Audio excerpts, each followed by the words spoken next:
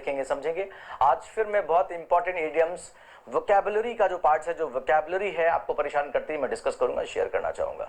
धीरे धीरे हम आगे चलेंगे गाइस। चीजें हो सकता है जो बहुत मुश्किल लगती रही आपको, मैं उन्हें बिल्कुल इजीफाई कर आपको समझाऊंगा। और वैसे भी चीजें अगर मुश्किल लगे, लाइफ में कभी कोई मुश्किल आए तो परेशान होने की जरूरत नहीं है, क्योंकि मुश्किलें ही तो हैं जो आपको जज करती हैं, और आपकी स्टैमिना, आपके पौरुष, आपके मैनहुड को वहां पर प्रूव करना होता है। अपने मुश्किलों से तो जीतना होता है आपको, ठीक है।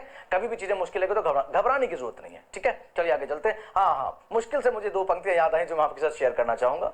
एक अच्छे दोस्त ने मेरे लिखी 4 पंक्तियां, चंद पंक्तियां मैं शेयर करना चाहूंगा आपको। मुश्किलें लाख आई फिर भी काम मेरा जारी। सुना ध्यान से और समझना, गहराई तक पहुंचना जो मैं आपको बताना चाहता हूं। मुश्किलें लाख आई फिर भी काम मेरा जारी, सब कुछ गवा कर भी मैंने हिम्मत ना हारी, सब कुछ गवा कर भी मैंने हिम्मत ना हारी। हेटर्स को लगा ये खत्म, हेटर्स को लगा ये खत्म, तब शुरू की मैंने अपनी नई पारी। और दोस्तों, आपकी हिम्मत से है हौसले बुलंद मेरे, आपकी हिम्मत से है हौसले बुलंद मेरे, तो फिर क्यों ना मिलकर हम सब करें जीतने की तैयारी। Right? Don't be disappointed and defeated by anybody. Always be self-driven and self-motivated. चलिए गाइस, अपने हम कंटेंट पर आते हैं और पढ़ना शुरू करते हैं। चलिए, मैंने बोर्ड पर आज आपके लिए 18 idioms लिखे हुए, इन्हें आप लिख सकते हैं। I'll be out of the screen now. ठीक है, आप स्क्रीनशॉट ले लेते हैं और मैंने एक एक कर याद करना शुरू करूंगा, और देखेंगे आप फिर पहले की तरह ही इन्हें आपके सॉफ्टवेयर में जाने दो, और आप जब भूलना चाहेंगे तभी इन्हें डिलीट करना पड़ेगा। ये ऐसे जाने वाले नहीं है, भूल कर भी भूल ना पाओगे, ठीक है। चलिए, लिखा है to give the rap on the knuckles. पहला लिखा है to give the rap on the knuckles. यहां पर 2 चीजें हमें समझनी है। एक वर्ड जो हमारे पास नकल्स है, नकल्स, उसे देखेंगे आप, और दूसरा जो हमारे पास है रैप, ये हमारे लिए जो है ना कीवर्ड रहेगा। अब नकल्स क्या होता है? नकल्स जो लोग जानते हैं, जॉइंट्स को बोलते हैं, जो फिंगर के जॉइंट्स हैं, इन्हें नकल्स बोलते हैं, ठीक है।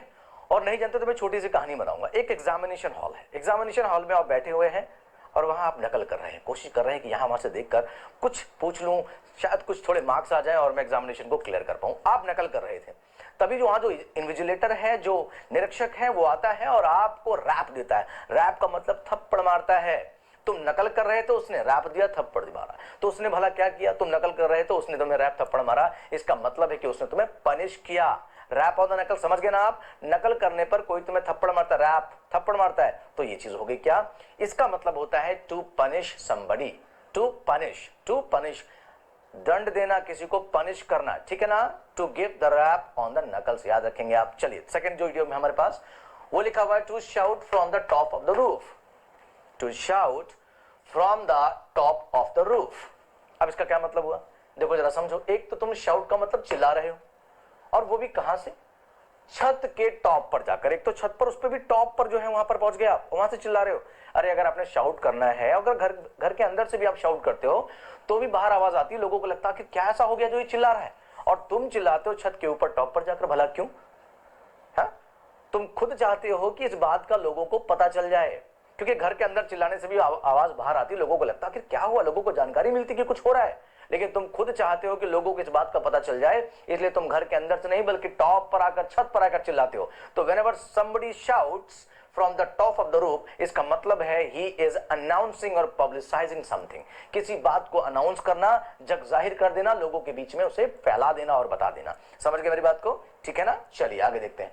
A square peg in the round hole, A square peg in the round hole मतलब कोई होल, राउंड का मतलब गोल है, ठीक है, गोल है, उसमें कोई स्क्वायर, मतलब स्क्वायर समझते हो? स्क्वायर आपको पता होगा, चौकोर होता है। किसी भी गोल चीज में चौकोर चीज कैसे फिट हो जाएगी? तो बड़ा सिंपल है। यहां पर अगर मैं कहूंगा भाई होल मतलब होल क्या है? राउंड होल, होल छेद जो है हमारा क्या है? राउंड होता है, और ये पैक कैसा है? स्क्वायर है। इसे यहां से समझो। तो किसी भी राउंड चीज में कोई भी स्क्वायर, चौकोर चीज फिट नहीं हो सकती है। इसका मतलब बिल्कुल यहीं से आप समझ सकते हैं, ऐसा व्यक्ति जो किसी पोस्ट, किसी काम के लिए पूर्णतया अनुपयुक्त हो, कंप्लीटली अनसूटेबल, पूरी तरह अनुपयुक्त, उसे बोलते हैं कि you are a square peg in the round hole for this job. समझ गए ना कि इस जॉब के लिए पूर्णतया अनुपयुक्त है, तो वो क्या हो जाएगा? A square peg in the round hole, पूर्णतया अनुपयुक्त। ठीक है गाइस, चलिए याद रखेंगे, होल में राउंड फिट नहीं होता, स्क्वायर फिट नहीं होता राउंड होल में। यहां से अगला देखें, to take someone for a ride, किसी को घुमाने ले जाना। राइड मतलब घुमाने ले जाना, किसी को घुमाने ले जाना। देखो भाई, कोई किसी को यूं ही घुमाने नहीं ले जाता, हर किसी के अपने हिडन इंटेंशंस होते हैं। अक्सर जब मैं फ्री होता हूं, गाइस जो मैं कहानियां बता रहा हूं वो काल्पनिक है, उनका वास्तविक जीवन और घटना से कोई वास्ता नहीं है, याद रखें आप। सिर्फ आपको याद कराने के लिए मैं निमोनिक ट्रिक्स ये बता रहा हूं आपको और स्टोरी रिलेट कर रहा हूं, ठीक है। To take someone for a ride, किसी को घुमाने ले जाना, इसका क्या मतलब हुआ? मैंने कहा कोई किसी को यूं ही घुमाने नहीं ले जाता। अक्सर जब मैं फ्री होता हूं मैं अपने दोस्त को फोन करता हूं कि मित्र क्या कर रहा है, घूमने चलेगा, मेरे पास मेरी गाड़ी है, मेरा पेट्रोल है, घूमने चलोगे? बड़ा खुश हो जाता है, अरे भाई तुम्हारी गाड़ी तुम्हारा पेट्रोल, मुझे क्या दिक्कत, चलते हैं। लेकिन मेरे इरादे नहीं जाता, वो मेरे साथ आता है, गाड़ी में बैठता है और मैं गाड़ी को ड्राइव करता हूँ, कार को ड्राइव करता हूँ और सीधा जाकर किसी अच्छे से रेस्टोरेंट में जाते हैं, अंदर बैठते खाते पीते बड़ा सा बिल बनता है। और अक्सर दोस्तों की आदत होती है, आपने भी कभी ये चीजें ऑब्जर्व की होंगी, एक्सपीरियंस की होंगी, दोस्तों की आदत होती है पॉकेट में पैसे भले ही ना हो लेकिन बोलते हैं यार इस बार मैं पे करूंगा। मैंने कहा भाई परेशान क्यों है, तू ही तो पे करेगा, मैं तो घुमाने निकला और देखो भी कहां कहां घुमाता हूं। अब उसे अकल आ जाती, दिमाग आ जाता, समझ आ जाती बात कि आखिर ये घुमाने क्यों निकला। तो ऐसे तुम्हें जब भी कोई घुमाने ले जाने की बात करे तो सीधे पूछ लेना, घुमाओगे या खर्च भी कराओगे, क्योंकि कोई तुम्हें यूं ही घुमाने नहीं ले जाता। तो क्या समझ आया आपको इतनी बड़ी कहानी से? Whenever somebody takes somebody for a ride, तो वो उसे घुमाने ले जाने के बहाने धोखा देगा, चीट करेगा। तो whenever somebody or someone takes someone for a ride, तो इसका मतलब है टू चीट, किसी को धोखा देना। Did I make it clear? चलिए आगे देखते हैं, अगला देखते हैं। To burn the candle at both ends, किसी मोमबत्ती को, किसी कैंडल को दोनों सिरों पर जलाना। मुझे यह समझ नहीं आता आखिर दोनों सिरों पर जलाकर तुम्हें मिलेगा क्या, तुम्हारे हाथ क्या आएगा? भाई कैंडल को आपने एक सिरे से जलाया, रोशनी हो रही है, तुम्हें क्या लगता है दोनों सिरों से जलाने पर बहुत ज्यादा रोशनी हो जाएगी? भाई मुझे तो नहीं लगता, बहुत बड़ा डिफरेंस तो नहीं होगा। हाँ बट एक बात तय है, एक बात पक्की है, दोनों सिरों से जलाने में, दोनों एंड से अगर आप जलाते हैं तो मोमबत्ती जो कैंडल है वो जल्दी कंज्यूम हो जाएगी, खत्म हो जाएगी। तो तुम कर क्या रहे हो, फिजूल खर्ची कर रहे हो ना, जहां पर जितनी की रिक्वायरमेंट है उससे ज्यादा खर्च कर रहे हो। तो इसी को बोलते हैं क्या, to burn the candle at both ends, दोनों सिरों से कैंडल को जलाना। इसका मतलब है to spend a lot of money, या टू वेस्ट मनी बोल सकते हैं, टू वेस्ट रिसोर्सेज और टू वेस्ट मनी, फिजूल खर्ची करना। Is it clear? चलिए, blue eyed person, blue eyed person क्या होता है? नीले आंखों वाला व्यक्ति, नीले आंखों वाला व्यक्ति या नीले आंखों वाली कोई महिला। देखो इतने सारे लोग मैंने देखे, क्लास में इतने लोग बैठे हुए, आप में से किसी की भी आंखें नीली नहीं है। नहीं, यहां वहां देखने की जरूरत नहीं है, मैंने सबको देख लिया, आप अपनी तरफ देखें और बोर्ड पर देखें, किसी की भी आंखें नीली नहीं है, क्योंकि जिसकी आंखें नीली होती है दुनिया उसे जानती और पहचानती है। जैसे अगर मैं एग्जांपल ले लूं ऐश्वर्या राय का, ऐश्वर्या राय की आंखें नीली हैं तो दुनिया उसे जानती है और शायद वो सभी की फेवरेट भी है ना, शायद वो सभी की फेवरेट भी है। तो बिल्कुल यहीं से मैंने इस इडियम को रिलेट किया कि if I say he is a blue eyed person in the office, इसका मतलब है कि ऑफिस में सभी का चहीता है, सभी का फेवरेट है, सभी उसे लाइक करते हैं। ठीक है, ब्लू आइड वाला व्यक्ति वैसे बड़ा हैंडसम और लड़कियां बड़ी खूबसूरत मानी जाती हैं। कहानी है सिर्फ, आगे देखें। To play one's age, to play one's age का क्या मतलब होता है, इसे भी देखते और समझते हैं। इसमें जो कीवर्ड है वो एस है, एस। गाइस एस क्या होता है, जानते होंगे आप लोग? एस क्या होता है? एस जो होता है वो प्लेइंग कार्ड जो गेम होता है, प्ले कार्ड्स का, उसमें इक्का सबसे बड़ा जो है ना वो कार्ड होता है, इक्का होता है। अब सोचो आप प्लेइंग कार्ड वाला गेम आप खेल रहे हैं, आप वो गेम खेलते हैं और उसमें आपने प्ले कर दिया, खेल दिया, क्या आपके पास जो इक्का आया था वो, आपको पता है कि इक्के से बड़ा कोई, एस से बड़ा कोई कार्ड आपके पास गेम में होता नहीं है। डेटा में क्लियर? तो इससे बड़ा जब कोई कार्ड आपके पास होता नहीं, तो अगर आपने इक्का खेल दिया इसका मतलब ये हुआ कि अब या तो तुम जीत गए या इसके बाद जीत नहीं सकते। क्यों?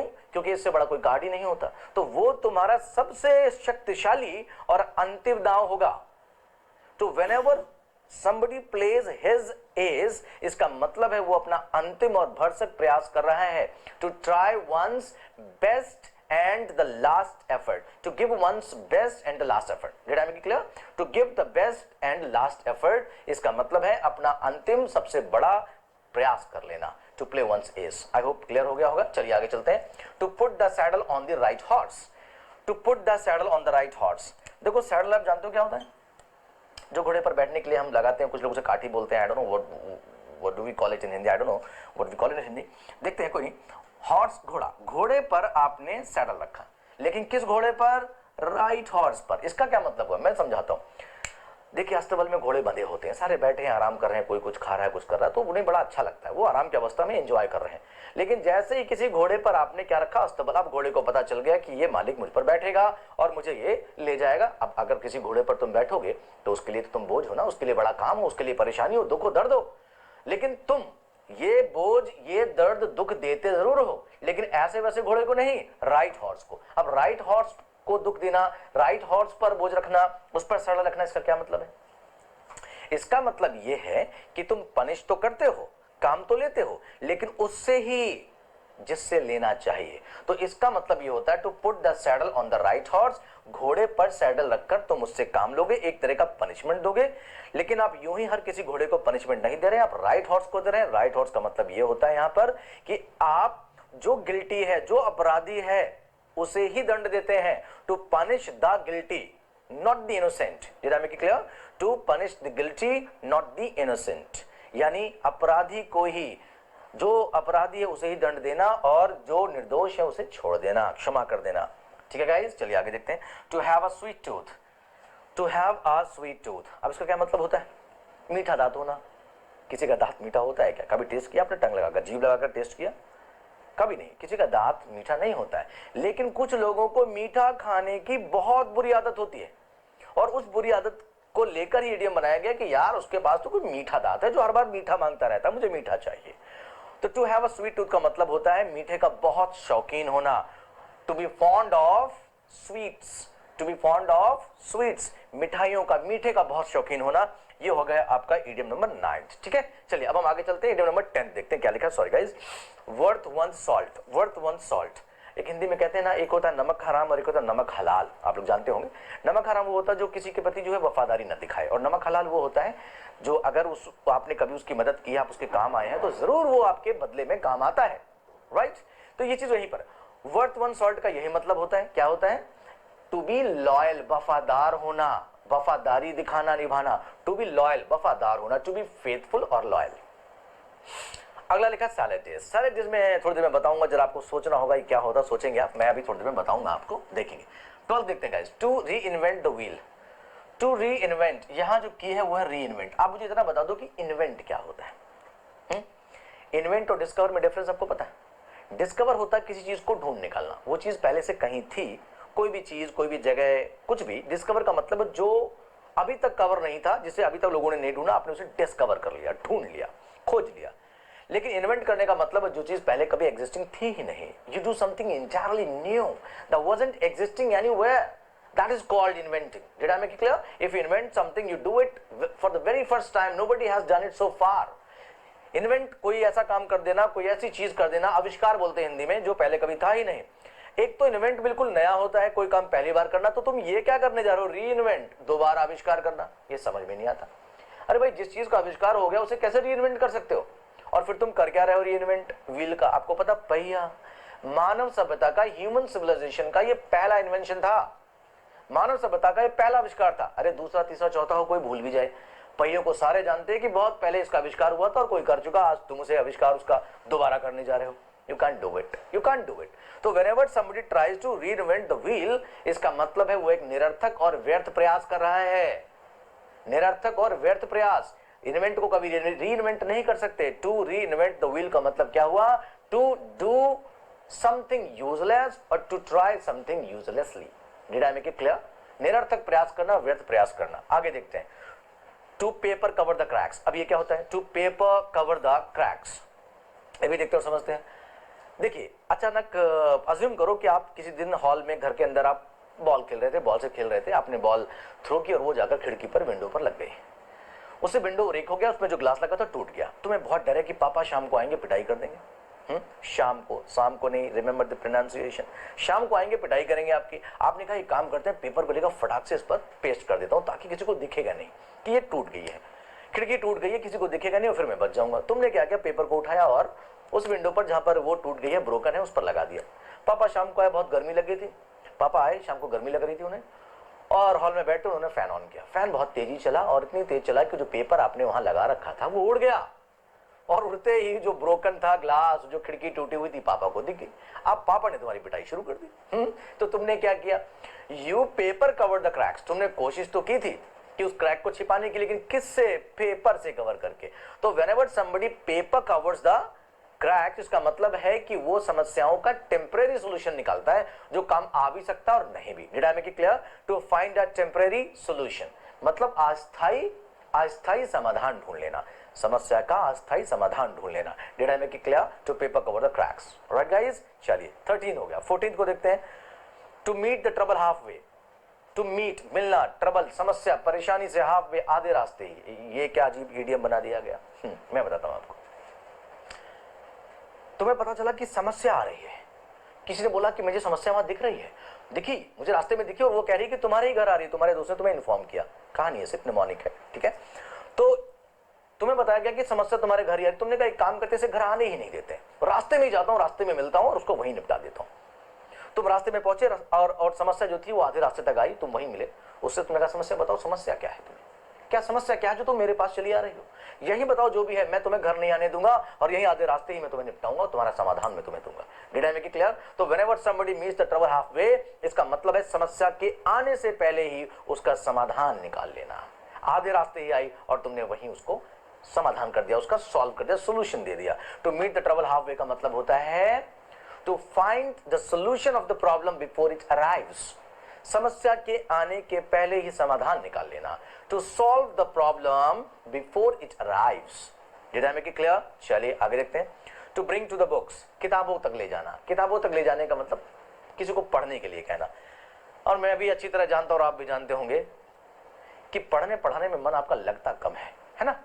खैर ये तो आजकल चीजें बहुत एडवांस्ड हो गई हैं तो आपको अच्छा लग रहा है, वरना किताबों में बैठकर पढ़ने का मन नहीं होता है ना। और आपको किताबों तक तभी ले जा सकता है, पढ़ने को तभी, पढ़ाया आपको तभी जा सकता है जब आपको डांटा फटकारा जाए, थोड़ा सा डांटना भी जरूरी होता है, थोड़ी पिटाई पनिशमेंट भी जरूरी होती है पढ़ाई को लेकर। तो जब भी आप you bring somebody to the books, किसी को पढ़ने के लिए कहते हो कि जाओ भाई किताबों में जाओ, किताबों में को लेकर पढ़ो जाके, तो इसका मतलब है you are actually punishing him. ये फिर एक इडियम का सिनोनिम होगा, इसका मतलब है टू पनिश और स्कोल्ड, दंड देना, पनिश करना, ये इस इडियम का मतलब है। Did I make it clear? Guys जिस भी इडियम में मैंने टू लगाकर स्टार्टिंग की है, जिस भी इडियम में टू लगाकर स्टार्टिंग की है, वो सारे इडियम्स वर्ब की तरह यूज होते हैं। Is it clear? वर्ब की तरह यूज होते हैं। धीरे धीरे आपको सारी चीज समझ में आएंगी। मैं आपको इंग्लिश के टफेस्ट पार्ट को भी बहुत ईजीएस्ट, सबसे आसान बनाकर सर्व करूंगा। You just need to be patient enough, just have some patience and keep watching how I deliver the things to you people. चलिए लास्ट तक देखेंगे आप। हाँ 16 का लिखा है to turn an honest penny, बड़ा सिंपल, इसमें क्या बताना मुझे। पेनी का मतलब कौड़ी, बोलते ना यार मेरे पास तो एक कौड़ी भी नहीं है, दो कौड़ी का इंसान है वो, मेरे पास एक कौड़ी भी नहीं है। तुम एक एक कौड़ी को बड़ा ईमानदारी से, बड़ी ईमानदारी से कमाते हो। तो whenever somebody turns an honest penny, इसका मतलब है टू अर्न एवरीथिंग ऑनेस्टली, हर एक चीज को बड़ी ईमानदारी से कमाना, हर एक एक पैसे को ईमानदारी से कमाना। अगला है टू बी ऑन बीट्स, इसमें जो की है वो हमारी है बीट्स। क्या है गाइस? बीट्स। अभी बीट्स क्या होता है अभी मैं बताता हूं आपको, ये बीट्स क्या होता है। बीट्स वो मन के होते हैं जिन्हें ना आप अक्सर देखते होंगे, लोगों को माले को लेकर वो पूजा करते रहते हैं और ऐसे काउंट करते रहते हैं, उसे बीट्स बोलते हैं। If somebody is on beats, अगर कोई बीट्स पे तो कर क्या रहा है, क्या कर रहा है, पूजा कर रहा है।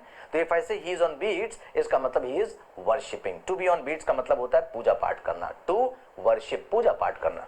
अगला है to wrap up in cotton wool, बड़ा अच्छा इडियम है ये, देखें जरा क्या लिखा है, to wrap up in cotton wool. ये क्या होता है? किसी चीज को रैप अप का मतलब लपेट कर रखना, कॉटन वूल मतलब कॉटन की चीज में। कॉटन खुद कितना सॉफ्ट होता है, आपको पता ही होगा, और आप किसी चीज को उसमें लपेट कर रख रहे हैं, तो भला वो चीज कितनी सॉफ्ट होगी, नाजुक होगी, टेंडर होगी, जिसे आप कॉटन में लपेट कर रख रहे हैं। और भला रख क्यों रहे हैं? क्योंकि आपको उस चीज के गिरने और टूटने का डर है, तो आप उसे कॉटन में इसलिए लपेट कर रख रहे हैं ताकि वो सुरक्षित रहे। समझ गए ना बात को? तो यहीं से ये वर्ब बनती है to wrap up in cotton wool, ये इडियम बन जाता है, वर्ब की तरह यूज होता है, to protect something, to protect something. Did I make it clear guys? तो आई होप ये सेशन आपको बहुत इंपॉर्टेंट रहा होगा और आगे मिलेंगे नेक्स्ट सेशन में गाइस। आप चीजों को नोट कर लेंगे, रिवाइज करेंगे, चीजों को लिखने की जरूरत नहीं है। बच्चों ने कमेंट किया कि सर लिखा करें, आप लिखने की कोई जरूरत नहीं है गाइस, आप वीडियो को आगे पीछे करके देख सकते हैं, फॉरवर्ड बैकवर्ड करके जाके देख सकते हैं, डाउनलोड कर सकते हैं, चीजों को देखेंगे। नेक्स्ट सेशन में मैं आऊंगा और चीजों को कंटिन्यू करूंगा और देखूंगा सारी चीजें। मैं ग्रामर को भी आपको टॉप मोस्ट लेवल तक लेकर चलूंगा, बेसिक से एडवांस लेवल तक। जो चीजें मिलती रहे आप उन्हें देखते रहें। If informative for you that's okay, if it is not be patient, आपके लिए भी चीजें आ रही हैं और देखेंगे। स्पोकन इंग्लिश के भी वीडियोस में जल्द ही डालूंगा। So thank you so much guys for joining me here, thank you so much for watching me. Do not forget to like the video, share the videos and subscribe to the channel as much as you can. Thank you so very much. I am JS Yadav.